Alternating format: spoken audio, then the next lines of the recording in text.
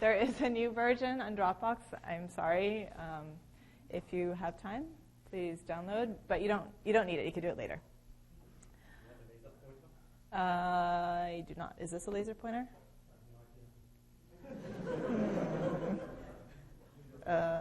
Is this doing something, perhaps? Oh, this is working. Sorry, I just didn't know how to use it. All right, okay. Ready for the last lecture? All righty. So here's a quiz for you. No, just kidding. This is a scattering image, a typical SACS image. Can you tell what we're imaging? A lot of people say we're looking at a beam stop, but that's not actually what we're imaging.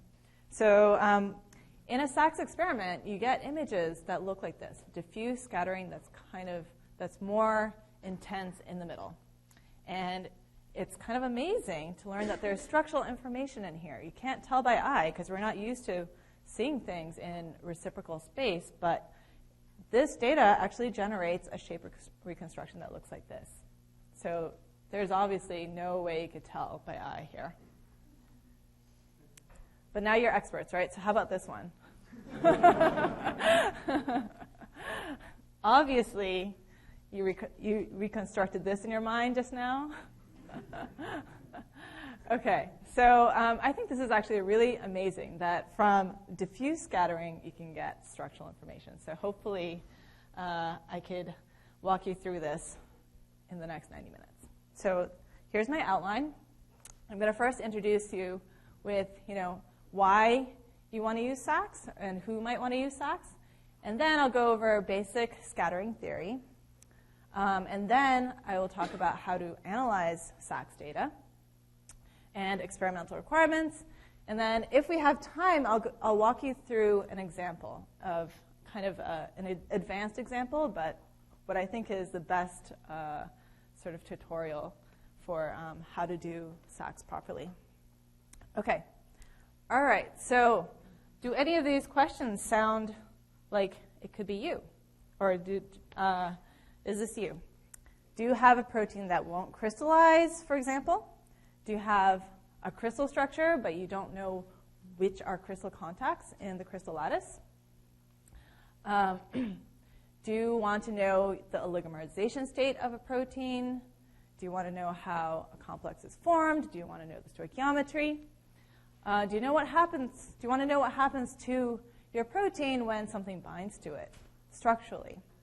Do you want to know if your samples are properly folded and of high quality, or do you just want to have structural information under the exact same conditions you use for your biochemical assays? If this sounds like it could be you, then SACS could be useful for you. All right, so SACS, small angle X-ray scattering, is literally just X-ray scattering at small angles. And although you're probably thinking of biological SACS, SACS actually is a very broad term. There are all sorts of materials that you can study with SACS. And it's basically experiments that use this kind of setup where you have an X-ray, incoming X-ray. It could either transmit or it could be a grazing incident. And then you look at the scattering at small angles. Then it's called SACS. And all sorts of non-biological samples can also be studied. And what makes this technique a small angle technique is that small angles refers to somewhat larger length scales than what you might be thinking of when you think of crystallography. We're thinking nanometer length scales, okay? So I'm guessing you're here because you're interested in biomolecules. If your samples are biomolecules, like soluble ones, like an enzyme, for example, then you need to study them in solution. And the proper term for this type of SACS is solution SACS, protein solution SACS, or some people want to start calling this bio-SACS, okay? And when you have biological samples, then these are the typical numbers that you need to think about. So the X-ray wavelength is about 1 angstrom. So we use 8 to 12 keV X-rays. The path length is very, very short, 1 to 3 millimeters. 1 is probably more realistic, okay? The sample to detector distance is much longer than what you might see in crystallography, so it's on the meter length scale. And we're looking at scattering angles that are really small, like 1 or 2 degrees at most. Okay. What sort of information can you get from SACs? A lot. So surprisingly, there's a lot of information. You can get mass and spatial size information, and you can get them independent of each other, which is really useful because a lot of other techniques, it's actually kind of correlated. Okay? You can learn about foldedness, packing, flexibility. You can get overall shape, like an ab initio shape reconstruction. You can learn about your complex, if you have a protein complex. You can also learn about how conformations change as a function of all sorts of things, including time, solution conditions, whether you have substrates or ligands. So it's actually a great technique when you're looking at large conformational changes or overall sort of shape, things that are difficult to do maybe in a crystal lattice or by other techniques. Okay, so let me launch into the basic theory. How many of you are familiar with scattering theory? Because, I mean, I barely know. I'm just kidding. It takes a long time to learn about scattering theory, and I still feel like I'm learning. But let me walk you through it because it's really beautiful. All right, so first of all, let me define scattering angles. And you just heard from Amy's talk that in crystallography, which is an older technique than SACs, by convention, we think of scattering angles like so. So if we have, say, a Bragg plane, we have an incoming X-ray and then a scattered X-ray. Okay? And this is an elastic scattering process, so the angles here are the same. You can think of it as a reflection. Okay? And because of this naming, and the scattering angle is defined as 2 theta. Okay? So typically, X-rays are horizontal in a lab or at a synchrotron. So 2 theta is the scattering angle throughout my talk, and actually in all of the literature with scattering and diffraction. And also, and I'll come back to this vector. There's another vector that we have to think about called Q, which is a scattering vector or a momentum transfer vector. And if you imagine the X-ray and kind of like maybe a billiard ball, and then what is it that actually makes it change its direction? This is the momentum transfer. Okay? And I'll come back to that later as well. All right, so we have to start from the very beginning. When we want to think about scattering from proteins, we're going to go to the very beginning, just a single electron, okay? When you have an incoming X-ray, it's going to interact with electron, okay? And an X-ray is an electromagnetic wave, right? This image actually kind of bothers me because I always think of electric fields as being blue and the other way around, but anyway. So you can think of it as an oscillating electric field and a perpendicular magnetic field, okay? And you can work out the math and actually how this is going to interact with the electron is it's going to drive it with a force, an electromagnetic force.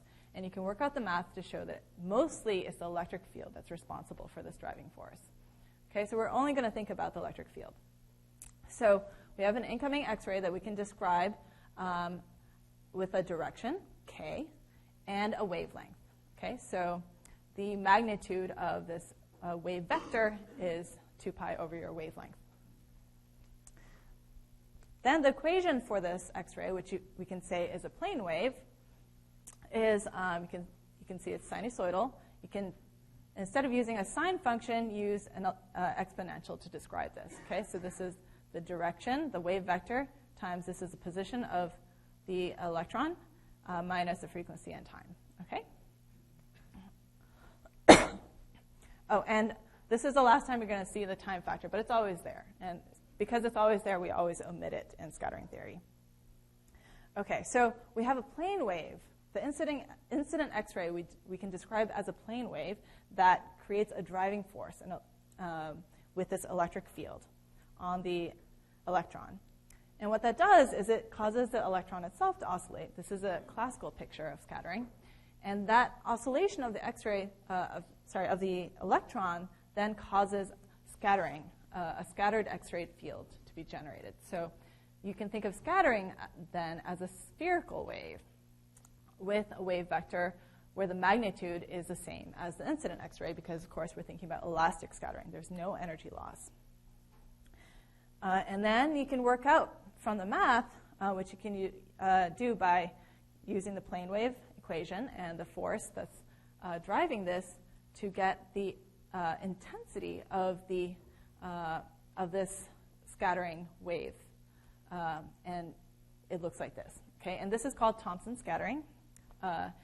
It is the elastic scattering from a free electron. Okay? Now, there are a few things to point out about this Thomson scattering equation. First of all, here we have E naught squared. That's the incident intensity. So that is the incident electric field, the magnitude of the electric field of the incident X-ray squared. Okay? And then we have this angular function here, and that's the polarization factor. And then finally, you see an R squared dependence. So capital R is kind of like the distance from the electron to the detector. And this is a very large distance usually. But basically, this is where we get this sort of spherical wave nature. As the waves are propagating, the intensity is dropping as you go farther away because of its spherical wave nature. Okay? A few more important things. You'll notice that there is m, which stands for mass, in the denominator. Okay? And you know that the mass of an electron is much, much smaller than the mass of a proton. And of course, a proton is a charge too, so it should also be affected by an electric field. But because it's so much more massive, the scattering is dominated by electrons. So this is why we are only thinking about electrons. And this is why we'd say electron density map in crystallography. Okay? The other thing is the scattering angle, 2 theta, is really small in SACS. So this polarization factor is about 1. Okay? So you don't really have to worry about it so much. Okay. So that was for a single electron. What if you have another electron? Okay? So the same thing happens. And now you have 2 spherical waves and you have interference. Okay? So this is the beginning of scattering. And I'm going to show this in terms of vectors. Okay? Like so. So the incident X-ray can be described as a vector with a wave vector k naught. The scattered X-ray, if we're looking at a specific scattering angle, is k. Okay? Of course, I said the scattering angle is 2 theta. And then q is the momentum transfer vector that I told you about before. Okay? And before I move on, I'm going to mention that if you know that this is an elastic scattering process, so the lengths of these vectors are the same, and it's related to the wavelength, then you can derive just from this figure that the magnitude of q is related to the scattering angle like so. Okay? And I put homework here because you guys can do this at home. Okay? Just from this, you should be able to derive this. Okay? And this is actually really important in SACS, this value q. Okay. And before I move on, there's another notation that is commonly used as well, and that is S equals 2 pi over lambda sine theta. Okay, so in crystallography, we typically use S instead of Q, but they're related by a factor of 2 pi. Okay, both of them have units of 1 over angstroms or 1 over nanometer, and sometimes people interchange Q and S in the SACS literature. So make sure to check in the methods section which one they mean. There should be an equation in there. Sometimes people will say S is equal to 4 pi over lambda, and then you'll know which one they actually meant. All right? And if you write a paper with SACS in it, make sure you put one of these equations in there. Okay. All right, so let's add these scattering waves together. Now, at small angles and at far fields, so where the detector is very, very far away compared to the distances between the electrons, then the individual scattered waves can they appear like they have identical amplitudes. They're pretty much identical. The scattered wave vectors are almost parallel. Okay, so then we can add them together. Okay, the amplitudes, we know they're pretty much identical from the Thomson scattering formula. Of course, this intensity is amplitude squared.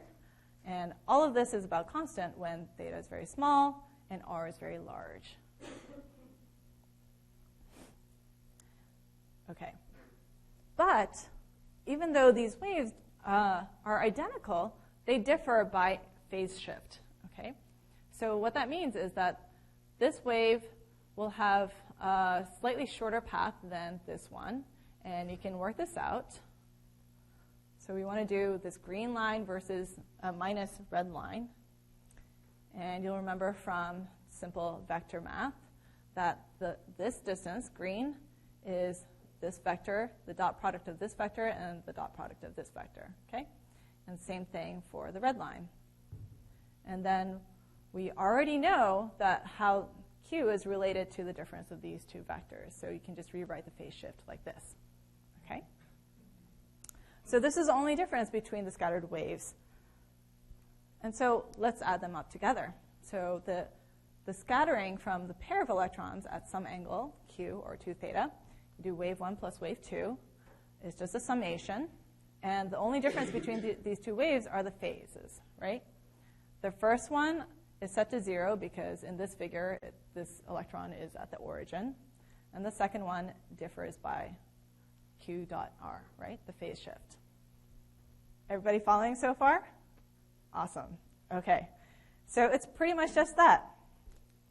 So now if you want to think about scattering from a whole protein with a lot of electrons in it, you can do the same trick. And you can do this because at X-ray energies that are far from the binding energies of your electrons, so away from absorption edges, all of the electrons behave the same way, and you can treat them as free electrons. And so it literally is like just summing the Thomson scattering from all of the electrons. And so this is what we do.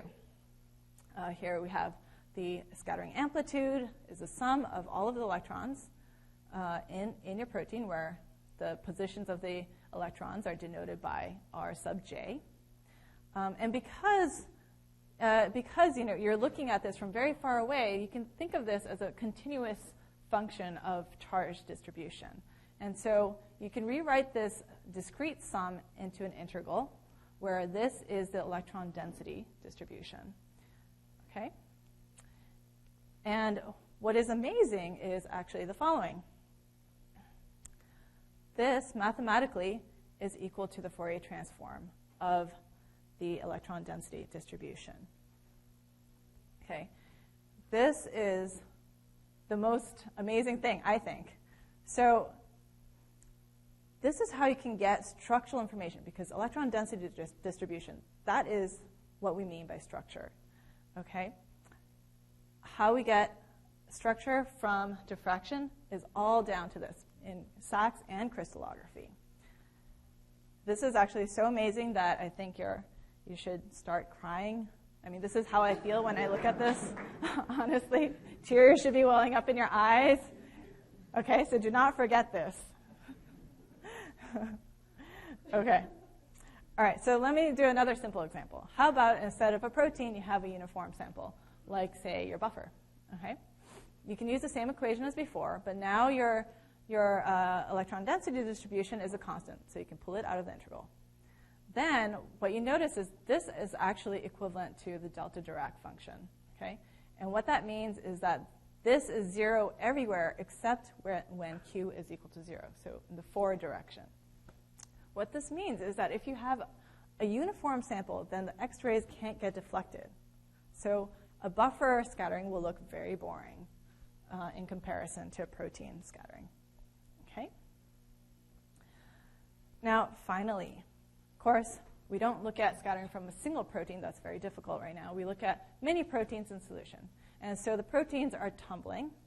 And so what we actually measure, if we have a protein solution where we can say it is under relatively dilute conditions, is that the scattering looks like it's proportional to the number of proteins. It looks like the rotational average of a single protein. Okay, so that's the scattering from a single protein. Okay, and that's basically the essence of solution Sachs. And let me sum that up like so. So scattering from a single particle is, like I said, related to the Fourier transform of the electron density, and you should start crying, right? Solution sacks, everything's in solution. So what you see is a spherical average of this, okay? So this is actually a solution of spherical particles, and you can see the same sort of ring-like structures, but they're all averaged and smeared out, symmetrical, right? And finally, in crystal diffraction, it's the same thing. But now we have this convoluted with a lattice, and that's why we see spots. Okay? All right. Any questions so far? No? All right. All right. So how can we interpret Sachs data? So let me just describe the experiment very quickly. You will need an X-ray source. For solution Sachs, the X-rays usually go through, is transmitted through your sample, and then you image the scattered X-rays. You get diffraction images that look like this, and like the ones that I showed you in the beginning. Okay, and Q is because although it's a vector, it's approximately parallel to the detector face at small angles, and you can think of it as the distance from the beam center to some point in the detector. And I told you about this equation as well. So this is related to angles. Okay? And you need to do two measurements. So you need to have a protein solution and a buffer where the background is exactly matched. Okay? Because we need to be measuring extremely small differences. You typically will also have a beam stop here with a little photodiode that counts the transmission density. And you will normalize your protein solution scattering and the buffer scattering before you subtract it. But you'll notice here the difference is very small, so this has to be done extremely accurately. Once you have those measured, then you can subtract it. And the background subtracted profile is what you typically see in a Sachs paper. And this is what you do all of your analysis on. So what can we learn from this background subtracted profile? Okay. This is kind of an intimidating slide, but this will be the last time you'll have to see it. So, first of all, you can get radius of gyration and the zero angle scattering intensity. And what are they? So I told you that the scattering of proteins in solution is a rotational average of the scattering from a single one. And from that rotational averaging, we can actually rewrite that exponential term as a sine x over x type function, okay? And from that, we can do additional math basically, by doing that, we relate it to a function called P of R, or the pair distance distribution. So this is kind of like a Patterson function in crystallography. It's one-dimensional. The P of R is a histogram of all of the distances in a protein, okay? So this is giving us shape information, by doing additional math, we can actually relate this P of R with the radius of gyration like so. And when you define the radius of gyration like this, then you can see that the radius of gyration is the root mean squared distances of all of the electron pairs. Sorry, that should be electron pairs in a protein, okay? It's the same definition as in classical mechanics, except now we're looking at the electron positions. And so that's an indication of spatial size. The zero angle scattering intensity is literally the intensity at zero angles, okay? And this is actually a function of a number of things. So is the number of electrons in your particle, the volume that's irradiated, and also this function here. That is the contrast. And that's the contrast of the electron density contrast between your protein and your solution, okay? And as you might imagine, these are related to your mass because it's counting the number of electrons in your protein. Okay. How do we get those things? So the zero angle scattering intensity is this value right here. We usually do not collect data down to zero angles because it's blocked by a beam stop, so we need to extrapolate. The radius of gyration comes from here, and let me explain that right here. Okay. So for all proteins that are roughly globular and spherical, you can approximate this sort of low angle region of the scattering profile as a Gaussian. Okay? You can see it has this bell-like shape, right? It looks like a Gaussian. And this is called the Guinea approximation. And it works for small angles that satisfy this condition. This is actually an empirical value, but if you use this, nobody will mind because everybody does that. So you can approximate this curve as a Gaussian that looks like this. And that tells us that the width of this Gaussian is a function of the radius of gyration. Okay? So large radius of gyration will have actually a narrower width, and a small radius of gyration will have a broader width. But a better way to actually get these numbers from this part of your data is to replot your data as a Guinea plot. Okay, so we know that if we do a log to both sides of this equation, we can get express the log of I of q like so. And then if you plot log of I of q versus q squared, so this semi-log plot, then the vertical intercept is a function of your zero angle scattering intensity, and the slope is a function of your radius of gyration. Okay? So let me tell you one thing. If you're going to do SACS, reviewers will like to see things like this, okay? Because when you see actually a linear Guinea plot, what that means is that the slope is well-defined, right? And when the slope is well-defined, that means that the size of your protein is well-defined. That means your sample quality is high. And so if you have this, put it in the supplemental. It's a good thing to do, okay? It's also a great way to check your sample if your sample is aggregating. So this is just an example where there's some radiation damage. And what happens when there's radiation damage is there's typically some clumping of the proteins, and it aggregates. And because aggregates are larger, they scatter at low angles, and they increase the slope of your Guinea plot. Okay, so when you start seeing an upturn, that's a bad sign. Okay, so be wary of that. A Guinea plot is an extremely good way to check your sample quality. All right, any questions? All right, on to Kratky analysis. Okay, here's an example where, this is from my PhD work, I was studying the protein unfolding. And it's folded, and then it unfolds like so. Guinea plots look like this. Initially, it has a small slope, and then it has a larger slope because it's extended in size.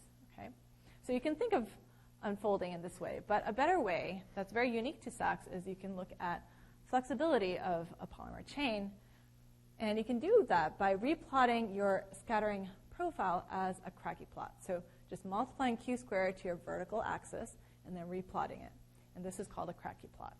And what that does is it emphasizes the power law dependence in this mid-Q region that is sensitive to information, that is sensitive to the flexibility, and foldedness, and compactness.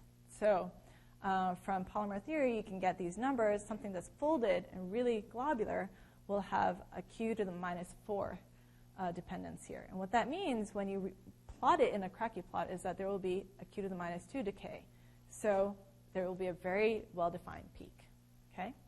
If you have something that is partially unfolded or somewhat unfolded, then this number will start to decrease, and you'll see either a plateau or a rise. Okay? So this is a great technique for studying disorder in your protein. Okay?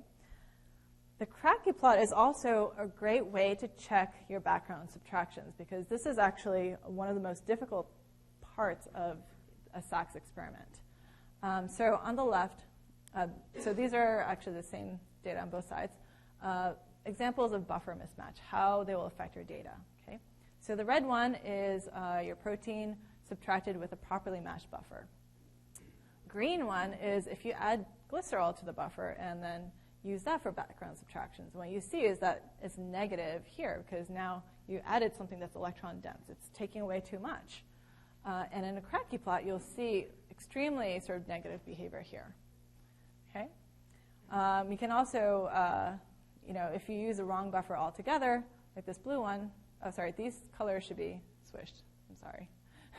The blue one is a different buffer. Then what you might notice is that there'll be some really sort of non-physiological sort of dips here, and this part will be too positive. Okay? So the Kratky plot really emphasizes the sort of the values of your intensities at high Q. And so if you don't see it kind of going down towards 0, then that's a sign that your background subtractions aren't that great. All right. Another way to get shape information is the pair-distance distribution function, which I told you about earlier. Okay? And this function, like I said, is a histogram of all of the electron pair distances. Technically, it's the inverse Fourier transform of your I of Q, the scattering profile. And so it's kind of the first step into thinking about your protein in real space. Okay?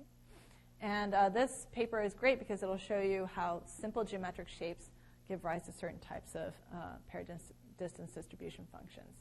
So let me just show a few. For example, this green one. Okay, this green one is from a cylinder. You see a peak at low R. And so what that means is that there are lots of sort of distances around this short distance. That's because of the electron pair distances in the cross-sectional plane of your rod.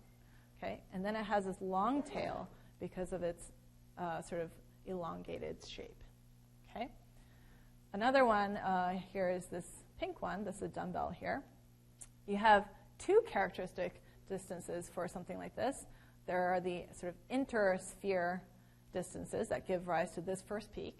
And then the second peak comes from the cross sort of monomer distances. Okay, so just by looking at the pair distance distribution function, you can learn a lot about shape. And you can also get other parameters, like the maximum dimension of the particle. You can also use this to get a radius of gyration. And this tends to be more accurate than a Guinier-derived radius of gyration. But you should do both. You can also get the zero-angle scattering intensity. Okay. Now moving on to what else you can do with SACS data. And I should mention all of this is done on pure homogeneous samples. Okay. You can also, one of the great things about SACS is that you can calculate the theoretical scattering from an atomic structure. And there are a number of software packages available. And for example, Chrysol is probably the most widely used, and that's from the ATSAS package. That's freeware available from Dimitri Sverigan's group at EMBL. So you can just Google Chrysol ATSAS. This will come up, and the whole package will come up. Another option is to use the Fox server maintained by the Sali group at UCSF. And this is a great way to check whether your solution data match your crystal structure data and so forth. Okay. And finally, I don't know if it's finally, but sorry, that wasn't supposed to go, but it's good to show anyway. This is an example of a shape reconstruction. So after you do pair distance distribution analysis, you can generate a low-resolution 3D model. Okay? And there are a number of packages available to do this, including DAMIF, DAMIN, and GASPOR. And what this is basically a bead model where there are a bunch of constraints added to it, and then it does a simulated annealing procedure to fit your scattering data. So it'll calculate the theoretical scattering from your bead model, fit it to your scattering data until it finally optimizes the fit. Okay? And so you would do something like this at least 10 times because, again, you're generating just a model. It's not a solution. Okay? This is different from crystallography. This is not electron density. It's a model. And it's not a unique solution. And so what you need to do is do this at least 10 times. Then you use this program called DAMAVER, which will align all of the individual models and then average and filter the sort of most probable shape. Okay? And that's what you should report in a SACS paper. And you can align this to high-resolution structures using a program called Subcomb. And this is something we'll do in the practicals.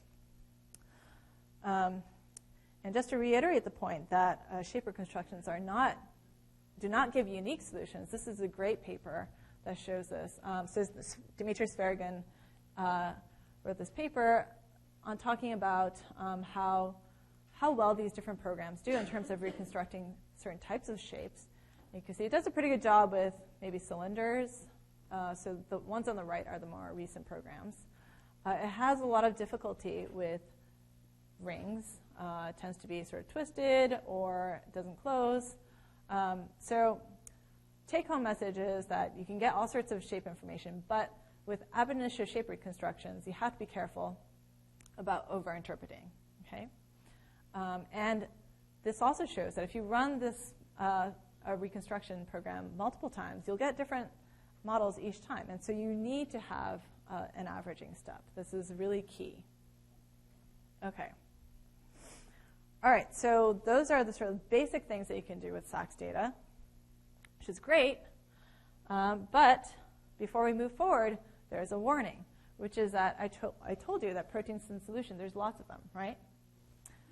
And that we can approximate the scattering of this protein solution as the rotational average of a single protein. But that only works under very dilute conditions. And what that means is that as long as there's more than one particle, we have to worry about X-rays scattering from multiple proteins and interfering with each other. And that's called interparticle interference. Okay? And this is actually something that is somewhat overlooked in the literature. So be really careful of this effect, because what that does is it will distort your data. You'll have your structural data convoluted with this thing called the structure factor, which is a function of how X-rays from multiple proteins that are nearby can interfere. And to tease out these effects, what we need to do always experimentally is to look at your protein at multiple concentrations. So here's an example where we looked at a protein. This is a Guinea plot, okay? And what you'll notice is that they look roughly similar, and it's actually maybe difficult, at least from where I'm standing. Does the top one look kind of curved to you? Yeah. Okay. So you can see that it goes from, it becomes less linear, first of all, and then you see kind of a downturn. The curvature should look kind of like it's going down. Does it look that way to you? That downturn comes from interparticle repulsion, okay? And so there's this other function that is acting on this because of the fact that there are multiple proteins that are getting too crowded. And this repulsion could come from charge. So, for example, if you use a pH that is really far from your isoelectric point and you don't have enough salt, then you'll see this kind of effect very strongly. Or just by raising the protein concentration, which you might want to do to get a good signal, it will also do this. So what you need to do is, even to report just a single radius of gyration, do multiple concentrations, measurements of multiple concentrations, do a Guinea fit at all of them, plot them like so, and you should see a trend. Okay, so if you see a trend like this, that's roughly linear, and it could be decreasing slightly, this tells us that there is an interparticle repulsion at play. Okay, just because they're getting crowded. Then what you want to do is then fit a line, extrapolate to 0 concentration. We call that infinite dilution, and this is the value that you have to report. And during this step, it's also good to notice that this is roughly linear. If you see it increasing, or if you see a sigmoidal shape, that might mean that you have oligomerization happening. Okay, so do this step no matter what. And if it's linear and the slope is not too large, then it's okay. Another way to look at this is the pair distance distribution function. And actually, this is a great summary slide. I highly recommend that you read this paper. This is probably the best introduction to SACS for the novice. And this figure is in that paper. So here's a comparison of good data, where there's interparticle repulsion, and then where there's aggregation. So first of all, when you have good scattering data from something that's roughly globular, if you plot it as a semi-log plot, it should have this nice bell-like shape. Okay?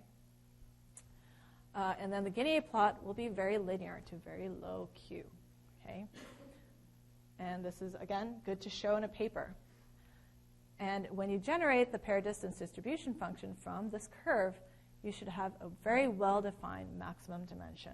And if you continue to look farther out, it should still be 0. Okay?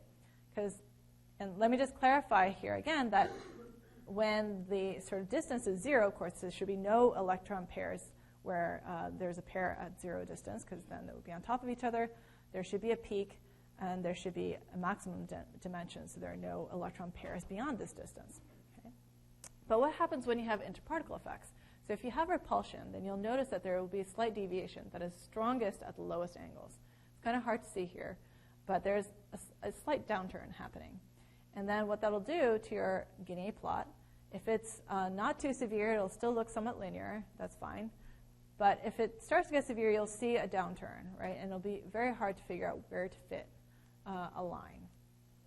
And it's really pronounced when you try to do a pair distance distribution function. What you get is negative values at large distances. Because, of course, distance and small angles are sort of, they're correlated. So small angles means large distances, okay? And likewise, if you have aggregation or oligomerization that's happening, then you will see a deviation in the opposite direction. The low angles region will increase. You'll see an upturn in your Guinea plot. And especially if this is aggregation, like a non-specific process, then the maximum dimension will be very difficult to define. You might see an elongation of your pair distance distribution function. You might see strange wiggly things and so forth. That's a bad sign. And all of the shape reconstruction programs that are available today, you need to actually pass this test first because you use the output from this to input into shape reconstructions. All right, any questions before I move on? Okay, so what do you need to do in these experiments? So first of all, what kind of proteins do you need? Or what kind of samples do you need? So typically, the way I do SACs, you bring a protein stock solution, so a concentrated solution, so that you can do all of your concentration series and adjust the buffer at the synchrotron. Okay? You make all of your samples at the synchrotron. Before you even go and do your experiment, you have to characterize your protein very well. For example, you should do a gel to look at the purity. You should try size exclusion to look at conformational homogeneity, or maybe another technique, and you have to show that there's no aggregates, because if you have even a small amount of aggregates, it's really going to make analysis difficult. In terms of typical concentrations, it's always cited as 1 to 10 mg per mil, but it really depends on the molecular weight, and what I'm finding is that more and more biochemists are interested in large proteins, and the larger the protein, do we need more or less concentration? Tyler? Less, exactly. So there is a correlation that's actually inversely correlated to mg per mil. So if you have a protein that requires 5 mg per mil, that's 10 kilodaltons. There's a direct inverse correlation. If you have like 100 kilodalton protein, then you need like 5. Did I say 5 or 0.5 mg per mil? Okay. So so if you can't get your protein concentrated, it might be okay as long as your protein is large. The typical sample volumes for each measurement can be it varies depending on where you go. It can be very small. It could be less than 10 microliters. But think on the order of 10 microliters. Okay? But bring as much as you can because you're going to do many measurements. So how about the buffer? This is actually really important. A lot of times, when you purify a protein, you don't think to sort of save some buffer that's exactly well matched. For SACs, you really need to do that. So if you have protein stocks frozen, don't just bring that to an X-ray facility. Do a buffer exchange again. Okay? There are very few restrictions on what buffers you can use. This is one of the great things about SACs and one of the reasons why it's a great way to complement your biochemical assays. It should contain all of the ingredients that you need for protein stability, because again, if you have aggregation, that's a problem. But then avoid adding excess of things that are not necessary, because that can reduce the contrast. So if you add things like, for example, excess metallic cofactors, that will really make the contrast between your protein and your buffer poor. Same with glycerol. If you add too much, that'll affect the contrast. But again, if it's necessary for stability, keep it there. And like I said, always match the protein solution exactly. So I prefer size exclusion. I think the dilution buffer is the best. Dialysis is another option. Equipment. So we need an X-ray source. And we also need to normalize all the data by the total amount of radiation that the sample is exposed to. So you need to measure the transmission intensity. And like I said, this is typically done by a beam stop, which has a PIN diode embedded in it. Okay? And so this should be a very good one that has a linear response. You need a really good detector with low noise. You need a beam line or home source. All of the components, other than your samples, should have the lowest possible background scattering because protein scattering is very weak. Okay? Finally, you'll need computers and software. And this is actually also really important. Good experimental technique. Okay? Document everything because you're going to be making lots of samples at the X-ray facility. You're going to have lots of file names. It's going to get very confusing unless you document everything. And actually, when I go, I tell people they also have to document the flux of the current of the electrons going around in the synchrotron and even how much time is left in a fill. All of these things, you want to be observant. Okay? Pipetting. You need to have really good pipetting skills. Okay? It's true because you're going to be mixing things that are, like on the order of a microliter. And to the point that, this is like one of the first tests that you have to pass if you're going to go on a sax trip with me. If I find that you're not useful, then you're going to probably be doing something else on the trip. So practice that somehow, maybe spectroscopically, okay? And like I said, you absolutely have to be observant because you don't want to waste your time later when you analyze your data. Make sure that the detector images have nothing weird in it as they're being generated. Monitor all the counters as they're sort of flashing in front of you. And finally, back up your data, and don't throw away the raw images. So you're not going to generate as much as in crystallography, so you can still save them. And you'll always want to go back to raw images, or at least I do. So keep them. Okay. So X-ray sources. You can use a home X-ray source. It's getting much better these days. These are just the 4 that I am aware of. All of them use an anode-based X-ray generator. And so in this case, we have an anode of a certain element, electrons shooting at it that causes X-ray fluorescence. So you're basically shooting out a bound electron, and then that causes X-rays to be generated at specific energies. And we're using that to do SACs. The flux is actually very low compared to synchrotron, but it's getting much better. There's the Bruker one, Anton Parr, Rigaku has one that's very popular. There's a new one from SACS Lab that's also available. Okay. But my preferred way is to go to the synchrotron. And so let me tell you a little bit about synchrotron radiation. So how do we get synchrotron radiation? So here's the recipe. You need a charged particle to generate an electromagnetic wave. Okay, so we have a charged particle that supplies an electric field, but these lines don't cross, right? They don't look like waves. You need to accelerate a charged particle in order to create a wave front, okay? And so you can do that either by accelerating in a linear fashion. So you can have a linear accelerator. That's actually how an antenna works, for example. You have electrons going back and forth, and so you generate waves that way. Or another way to accelerate electrons or a charged particle is to go in a circle. And that's what happens at a synchrotron. And actually, what makes synchrotrons even more special is that if you have a charged particle is just going around at sort of somewhat regular speeds, then that's called a cyclotron. And, of course, the electron is generating electromagnetic waves as it's doing this because it's losing energy as radiation. If you speed this up to relativistic speeds, that's when we get synchrotron radiation, okay? And we're talking about speeds very close to the speed of light. So 99.9999 or something %, okay?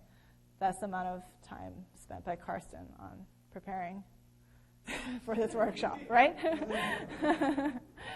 So, and what's really amazing is that when you're moving charged particles at relativistic speeds, then you're distorting time and space. This is so trippy, I think. Anyway, but if you work out the math, what happens is that all of this radiation gets focused in the forward direction. This is called relativistic beaming. This is how we get really intense light going around at a tangent. Okay, and another thing that happens is that instead of having light at a frequency that's where the charged particle is going around, the frequency of it going around, you get now a broad spectrum of light. So you imagine those scenes where, in a sci-fi movie when things go into a black hole and everything looks like it's distorting. And that's what's happening, right? You have all your intensity going forward, and then you have a broad spectrum. And I think it's very cool. And actually, one more thing, since we were talking about, I forget the molecular frame and the lab frame in Stefan's talk. So the electron, even when it's moving around in a synchrotron, thinks it's doing this. But from our perspective, this is what's happening. Okay, so this is, again, another trippy thing about relativity. So what's in a synchrotron? So here are the basic elements of a storage ring-based synchrotron. We have the synchrotron itself is sort of, so we start out with electrons. It could be coming from a filament, for example, and it's accelerated by a potential in a linear fashion. Then you raise its energy and then release it into a storage ring where we try to keep the energy the same because, of course, it's radiating the whole time and losing energy. Okay? And then for each beamline, or to keep it in a circle, we need bending magnets. Okay? So it looks like this. I should have made this a quiz question, but of course, when you have electrons moving forward, the way to move it into a circle is to have a magnet, a magnetic field. That's what the bending magnet does. And there's also some spread, so then we use focusing magnets to kind of keep it in a focus, a collimated beam. And then we have other things called insertion devices, and these are multipole magnets that will generate intense beams. So Wiggler, the undulator generates the strongest flux. Okay, so now you're interested, where do you go to access these beam lines? There's a website called lightsources.org that will have a map of all of these synchrotrons in the world. And you'll find actually most synchrotrons will have SACS beam lines. And most of them operate on a rapid access proposal mechanism, so you'll just apply for proposal. And a lot of them will host workshops. And actually, this is actually a really great way to get to know people, beamline scientists at the synchrotron, or you can just email them. So I prefer this route. Just go directly to somebody there, start a dialogue, and then you'll get access. And beam time, typically, so if you want to do just routine SACS where you want your beamline to be set up and ready for you, and you only have a few proteins to look at or a few conditions, then you only need 1 or 2 days. Okay, although a lot can be done in 1 or 2 days. I typically look at like 200 samples in this amount of time. But if you want to do really non-conventional things where you want to customize the beamline yourself, then a week is also possible because you'll spend a lot of time setting up. Okay, so again, here's an example of sort of the experimental area that you'll be seeing at a synchrotron. So this is the floor plan of the G line at Cornell High Energy Synchrotron Source. We have the storage ring here inside this restricted area.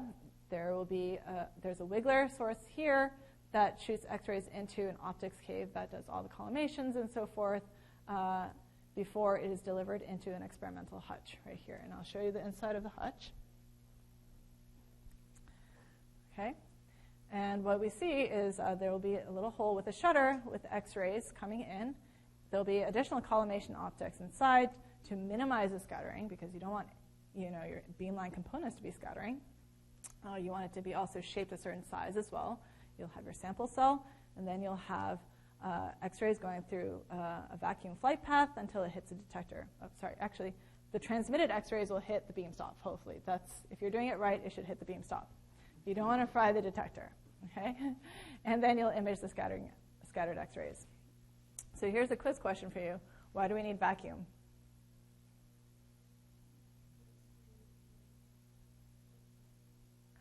Yeah, that's right. So air will both absorb and scatter X-rays. And actually, the scattering really sucks. If you notice a vacuum leak happening, then your SEX data looks much worse because you're then looking at a small signal over a much larger signal. Okay, and outside the hutch, and you don't want to be inside the hutch to do the experiment. You'll have to do all these secure things to close it up, to open the shutter, and then you'll be outside the hutch where you'll have, there might be videos monitoring the inside of the hutch, computer that controls the robotics and does all the shutter openings. There'll be counters that will report fluxes at multiple points in your beam line. So the most important one is the beam stop diode. There will also be potentially a scoreboard that tells you about what's going on at the synchrotron at the moment, which you should also keep an eye on. There'll be other computers for data processing, and then you'll be making your samples on site. Okay, all right, so good detection is really important because of this background subtraction issue. So I'm not going to say too much about this. If you want to, you can read this paper, but you need to be able to measure extremely, extremely small changes in background scattering.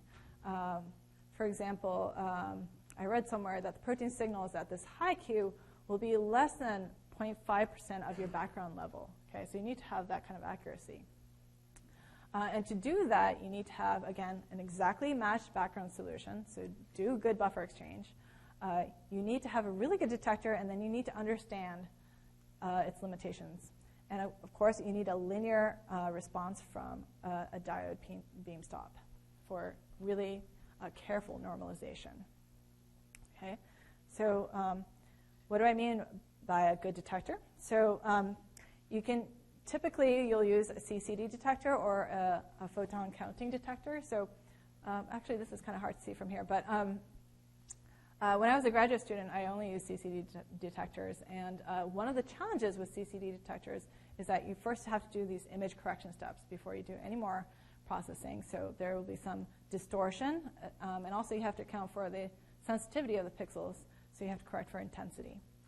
There will also be an offset value that comes from the electronics of the detector. So what I did actually, can you see the stripes here? Does it look stripy to you? Because what will happen with CCD images is that you'll see stripes, actually, because of the way the values are read out row by row in a CCD. And the stripes come from the detector offset changing ever so slightly. And for things like crystallography, this doesn't matter because the diffraction pattern is so strong. But anything that you can see by eye in a SACS image is pretty much at the same levels of the signals that you care about at high angles. Okay, so that's a problem. And so what I used to do was I would put like a lead tape to actually directly measure, like on the detector, to directly measure what this offset was, and then I would subtract it from each row. And of course, you need to also measure the dark current images, so that's what the image would look like with the shutter off. So that's kind of looking at the electronics of the detector. And like I said, if you see anything strange in a scattering image, that could be stripiness, it could be strong sort of scatterings or sharp spots, then you have to be careful about those before you process the data. Nowadays, we have photon counting detectors, pixel array detectors, and the Pilatus has become probably the go-to detector for small angle X-ray scattering. You can see it's very nice. I mean, you don't see any stripiness. And there are also a lot of other benefits. So in this case, there are electronics for each pixel. And so it's very fast. There's fast readout, and the readout noise is really low. So what you can do is take many exposures and then keep adding them without worrying about adding more and more readout noise to your exposure. And you don't have to worry about image corrections, which is also really great. Okay, so let me end this part by saying synchrotrons are my preferred X-ray sources, and there are lots of reasons. And one of the reasons is because I like going to the synchrotron. You can send in your samples remotely these days to some beamlines. I personally like to go myself. And it's intense, sometimes super frustrating, but it's always fun, and I think my fun picture is here. It's aided by the fact that you're sleep deprived, so everything becomes funny at some point. It's true, and you'll invent lots of songs. You might even start dancing. Okay, all right, so now that you know about the basics, let me give you a quick quiz. All right. So here are 3 scattering images. Which is which? You have 3 options. You guys can think about it for a couple minutes.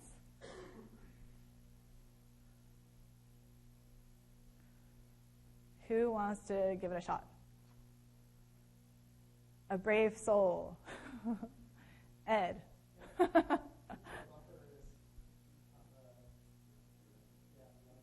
Yep, buffer. And you know that because... right. It's always boring with buffer. Yeah, it should be relatively flat, and most of the scattering will be centered near the beam stop. Okay? How about the other ones? Which is the bigger protein, this one or this one? Exactly. Bigger proteins, smaller scattering angles. You guys are good. Yeah. And before I move on, let me just mention, why do we see anything with buffer scattering? Even though I told you that it doesn't deflect X-rays, this comes from all the other beamline components, okay?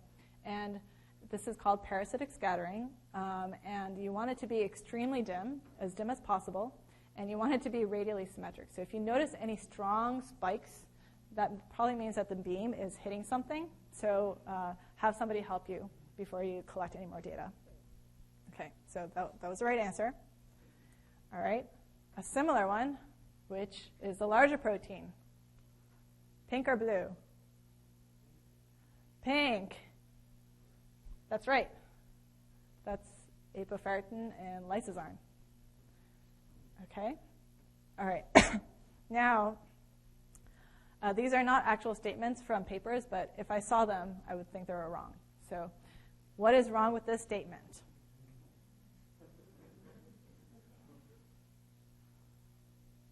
Anybody want to give a guess? Exactly. All right, that is not enough to show that it's homogeneous, okay? So if I were reviewing this paper, okay, I wouldn't reject it. I would just be like, okay, I will mention it, but I will not be super mad, okay? How about this one? This one's kind of tricky, actually.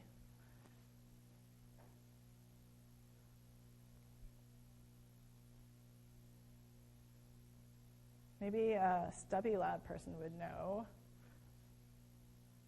You know, Joanne doesn't like using centrifugal rinse, right?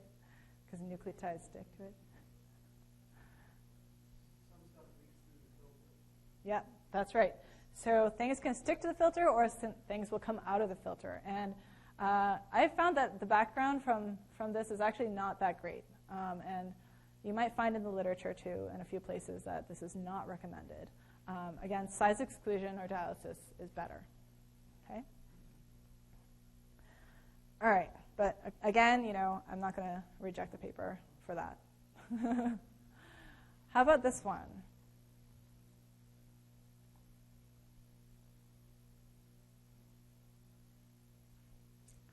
This actually, if you... Yes, you can fit mixtures. Yeah.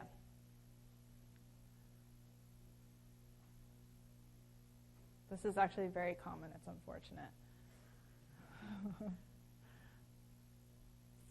Ed, you're my go-to person. You should know the answer.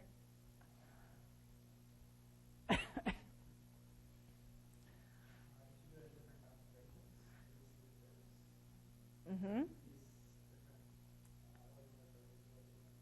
Yes, that's right. So if you have, the problem is they have just one Sachs curve, okay? And you're fitting lots of things with that, a lot of information, all right? Overfitting. You can't just say, okay, I'm going to take parts of a crystal structure and then fit it to this curve, and then it looks good, okay? You have to prove that it is a mixture of 3 species, either using another method or, like Ed said, collect data at a lot of other conditions and then show that it's 3 species, okay? And I mean, when I see things like this, I get really sick. I feel really ill, okay? So don't do that. Okay, here's another one. I think the last one of the quiz. Other than the fact that there are too many proteins, what's wrong with this?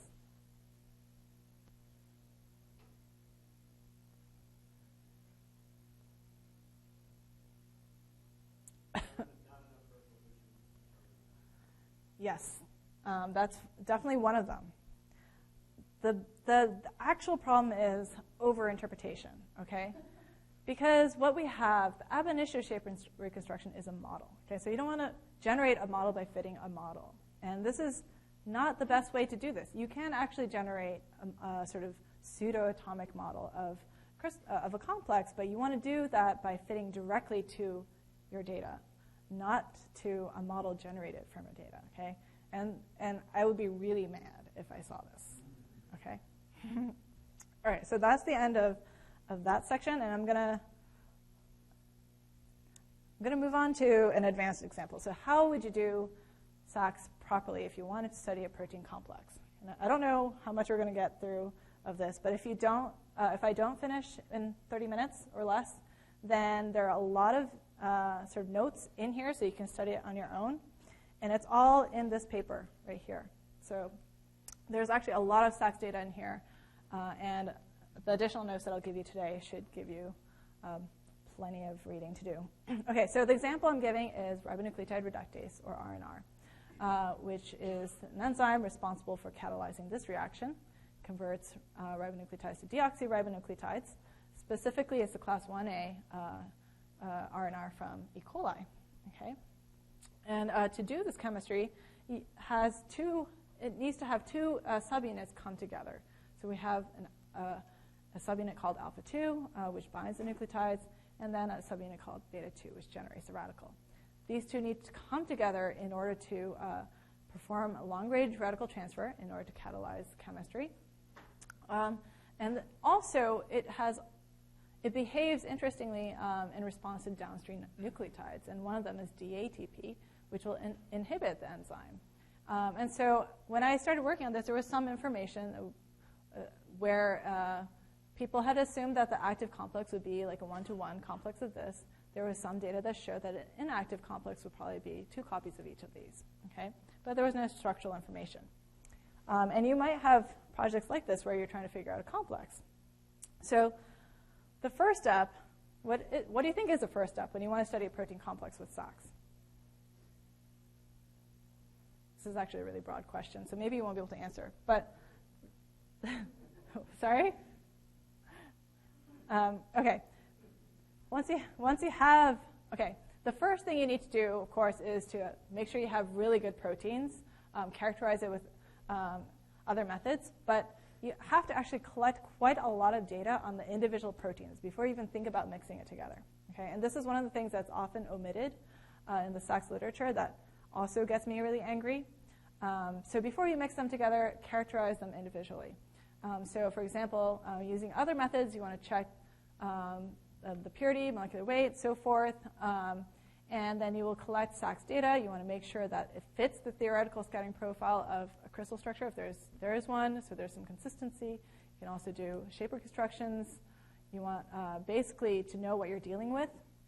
Again, you need to do a concentration series to get the extrapolated radius of gyration and so forth. You want to make sure that it's not forming additional oligomers. Okay? And then you want to compare it with theoretical values if crystal structures are available. And you could do this for actually here, I'm showing analytical ultracentrifugation data. You can do that too. And with SACS, you can use a program called Chrysol to get these numbers. And you want them to be close to your experimental values to know that your subunits have the same shape and molecular weight as what you think it is from your crystal structures. Okay. And then you also, before you mix them together, you want to make sure that you know the molar ratio of the two really well. Okay. And so I told you that the zero angle scattering intensity is a function of the molecular weight. And then depending on which units you use for concentration, it's molecular weight squared or molecular weight. Okay. And so what you can do is you can actually measure the scattering from one protein, get the I of 0, and then measure the scattering from another protein, get the I0, and so forth to get the molecular weight. The better way, I think, is actually still to do a concentration series, fit a line, and then do the same sort of analysis where you can derive from the slope the molecular weight. So you don't have to read all of this because you can read it later. Oops. The important thing is that from the slopes, if you divide the slopes, they should be similar to the molecular weight ratio, the actual molecular weight ratio. Okay? So do this because if you get the correct sort of ratios between the molecular weights, that means that the molar concentrations of your stock solutions are what you think they are. The only times when this may not work is if one of your subunits, say, has a lot of metals and the other ones don't, because metals will scatter quite a bit and they will contribute to the scattering. But you can also calculate the theoretical sort of ratio of the two using that program Chrysol if that is the case. Okay. You also want to check the stability of your complex. In this case, I used analytical ultracentrifugation to check the stability of the complex. And I'm just going to zip ahead in the interest of time. And what we saw was that in the presence of the inhibitor DATP, if you mix them together, we have a peak that is independent of protein concentrations. Okay? And so for every technique where you try to separate things that potentially could be a mixture, you want to see that there's no protein concentration dependence. And that's the only time you can say that this complex has a low dissociation rate. Okay? And this is true also for size exclusion, but it's a lot harder to do this with size exclusion. Okay? And interesting, we saw that in the absence of DATP, so under active conditions, this was not true. We had a peak that was very mobile relative to the protein concentration, and that told us this is kind of like in NMR when you can't distinguish multiple species that are exchanging very quickly. On the time scales of sedimentation, if there's a dynamic equilibrium where the exchange rate is very fast, you won't be able to separate it. So a technique like AUC would be a great way to diagnose whether you have a stable complex before you move forward with a structural study. Okay, so we decided we're going to go after the inactive complex first. Can we get the stoichiometry? Yes, we can. And we can do that by doing a subunit titration. So here in this case, this is a Guinea plot. You can see it's all very linear, which is great. If you start out with one subunit, you titrate in the other, you can see that the slope increases, which means that the radius of gyration is increasing. Okay? And then the slope starts to decrease again. Okay? And you can plot it the same way here. Radius of gyration increases. At some point, it starts to decrease. Okay? And what we're showing is the effective radius of gyration, right? Because we don't have a single species. There's mixtures. But the important thing is it maxes at a certain point, and that corresponds to a one-to-one, a stoichiometry. Beyond that point, you're adding something small. You have excess small protein that is sort of contributing to sort of this effective decrease in radius of gyration. Okay? All right, so we know the stoichiometry. Can we get the molecular weight? And we can do that using the same trick that I showed you earlier for the individual subunits. You can do a concentration series, and then from the zero-angle scattering intensities, you can do the following. So first, the way I did it here was I used the individual subunits as the standards. So I plotted the sort of experimental molecular weight versus the expected molecular weight, fit a line through it, and then I got the slope from this for the complex, plotted it on this line, and it corresponded to this molecular weight. Okay? And that molecular weight was about 512 kilodaltons. And from that, and we knew that subunit stoichiometry, we knew the oligomerization state of the complex. Okay? Another way to check the stability of the complex is to do a concentration series and look at the radius of gyration. Here we showed that it's roughly linear, and it's definitely not decreasing as you go to lower concentrations. If it decreases, what does that mean? Anyone? If it starts to decrease, that means you're probably getting dissociation. Okay? So you want to show that it's not dissociating or forming higher order oligomers in the protein concentration range that you're interested in. Okay? And once we did all of that, then we knew that we had a stable complex, a homogeneous solution. You could do ab initio shape reconstructions. And we were able to show that it looks like a ring. This is an EM structure that Ed did. And then here's a crystal structure of the same thing.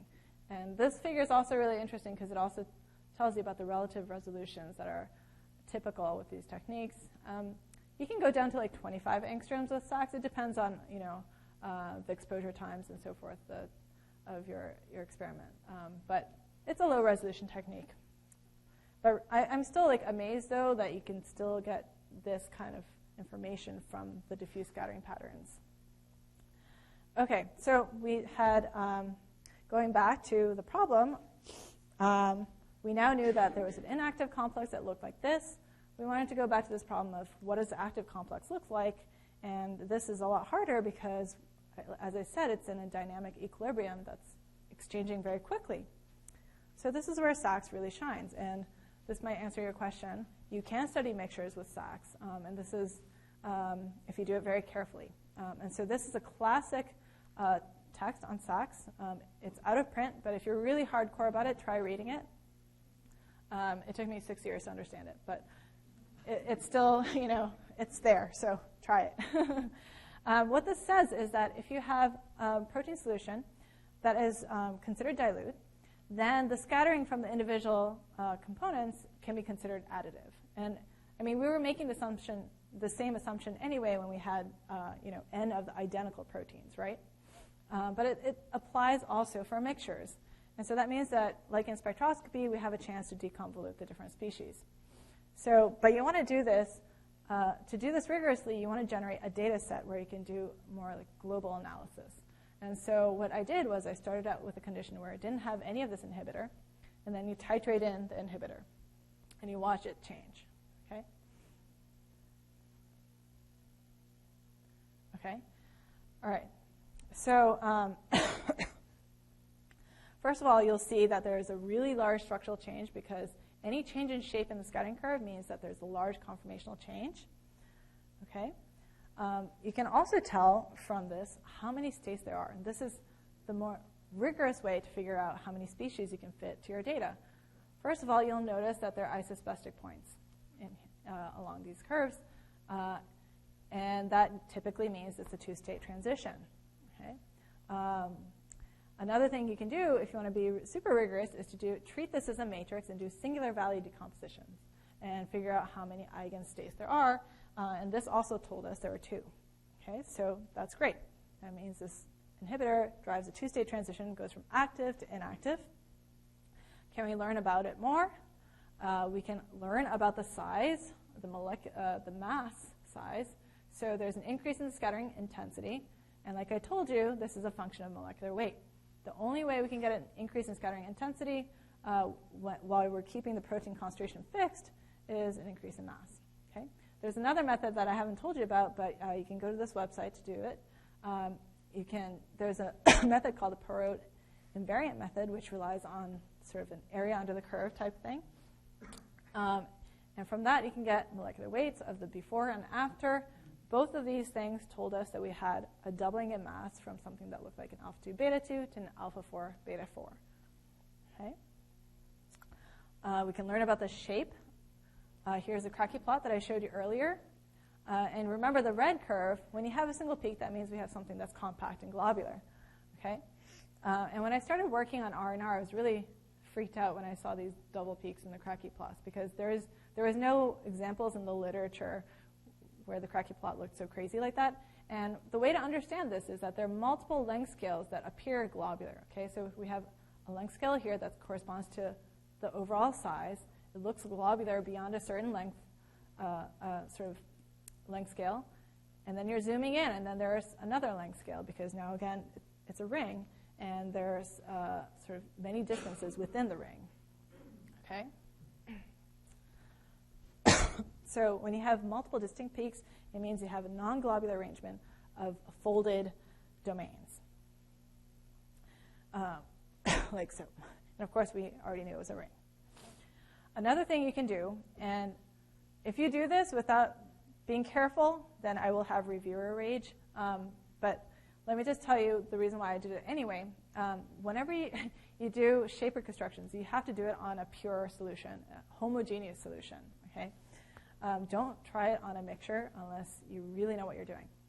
Here it was sort of instructive because it showed us that when, in the absence of any DATP, you get this sort of triangular thing with a little blip.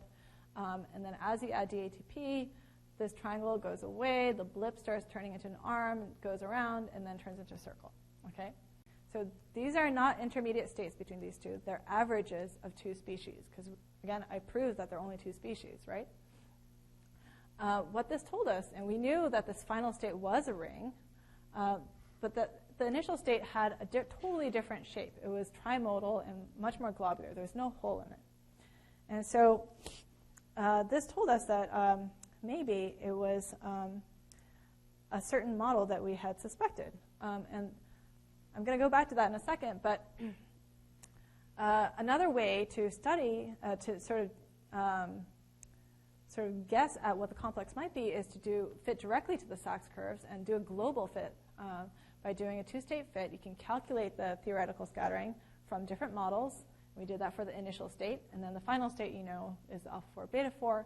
You then do the sum of these two using the molar fractions as free parameters, and then you look at the residuals. Okay, you see that the residuals are flattest for this model, and you can see it's trimodal. Okay, so whoops, I meant to go this way. So this was the best fit, and it turned out this model already had a name. It was the docking model, which was proposed much earlier by the crystallographers who solved the crystal structures of the individual subunits. They showed that, well, if you manually dock them together, it looks like it would fit, and it would make sense in terms of its activity. And this was great because now we had some experimental evidence for the first time, structural experimental evidence, that this was, in fact, what the active complex looks like. And you could fit it, and it was really nice to show that it could fit in the ab initio shape reconstruction. Okay. And from that two-state fit, we can also plot the molar fractions. And it was really nice to show that initially you start out with mostly alpha 2, beta 2. It's not 100% because, again, there's this dynamic equilibrium thing going on, even under active conditions. You add DATP, and then you get only these rings. Beyond this saturation point for DATP, you only get alpha 4, beta 4. So everything was consistent, and that was great. But like I said, we don't have 100% alpha 2, beta 2 in the absence of DATP. There's 3% alpha 4, beta 4 according to this fit. And so if we subtract 3% alpha 4, beta 4 from the scattering data and then redo the ab initio shape reconstructions, you get something that looks like this, and that looks very much like the docking model. So I don't recommend that you do this unless you really know what you're doing, but this is, I think, very instructive as well about mixtures. And then let me just end this very quickly by saying, why did this make sense for us? I told you in the beginning that the mechanism for RNR is radical based, and so you need to have long-range electron transfer across the two subunits. In this docking model, these residues that are important for radical transfer are aligned in a way that this is possible and the distances would make sense, whereas in this alpha 4 beta 4 ring, then it would not be possible, and so now we have this understanding of why this is active and this is inactive. Okay, so that's the end of the advanced tutorial. There was a lot of text in the slides that you can read later when you want to do your own projects. And very quickly, I'm just going to end with what are the variants of Sachs. So I'll give you a few. Okay, one is, which might be really relevant to this crowd, is anomalous X-ray scattering. And this is actually an extremely specialized technique. Not too many people do it. It's very challenging. But apparently you can tune into absorption edges of atoms where the Z is greater than 24. So a lot of biologically relevant metals would be appropriate for this. And then sort of enhance the scattering of certain metals to, for example, in this case, they were looking at metal ion clouds, distributions around DNA. But as you can see, the scattering difference between when you're at this absorption edge versus not is extremely small, so you really need to know what you're doing here. Another thing you can do is to, instead of studying the structure of something, just forget about the structure and just study the interparticle effects, the interparticle interference. And you can do that if the structure is not changing. And this was a case where they were looking at DNA condensation. You could see that the scattering curves don't go to there's no bell-shaped, right? There's this huge dip, right? And that's from interparticle repulsion because they're very charged. And from that, you can get quantitative information about interparticle potentials, which is really cool. Another thing you can do, and this is actually more of a neutron scattering technique, is contrast variation.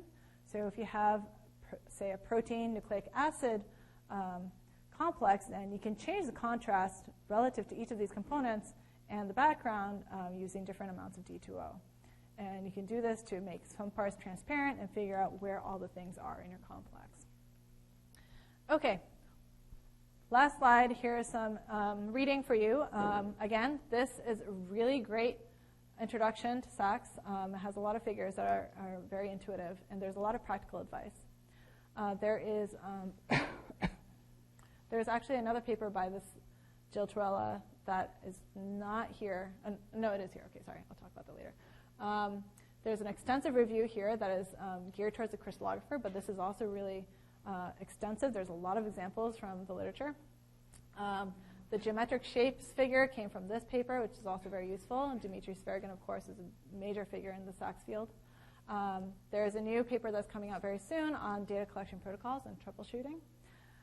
There is probably the only discussion of publication guidelines in this paper.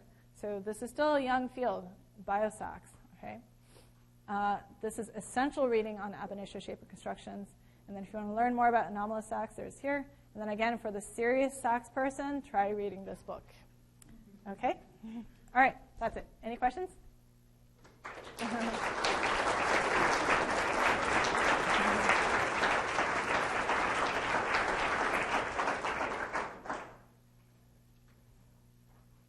Yes?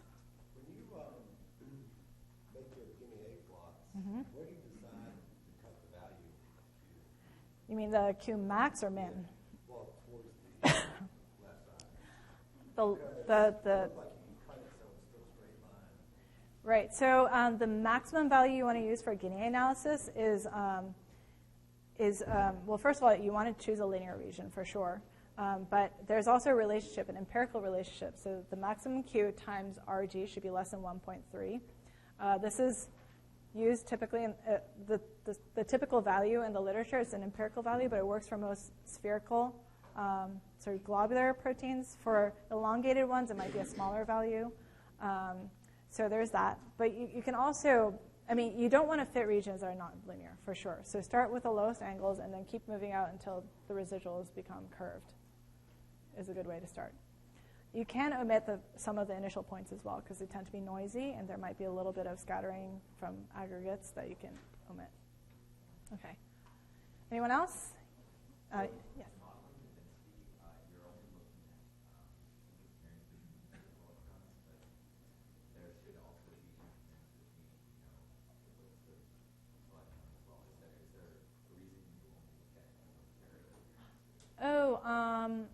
Okay, so in the summation, it's actually all electrons. So I started out with electron pair just to start with simple stuff. But for an entire protein, you are summing the sort of Thomson scattering from all of the electrons. The histogram that is a histogram of electron pairs, like the Patterson function, it comes from it comes from the fact that there's an autocorrelation function. So it's kind of like how closely does it correlate to itself. So that's where the pair comes from. Anyone else? Okay. Well, you can ask me anytime. Thanks.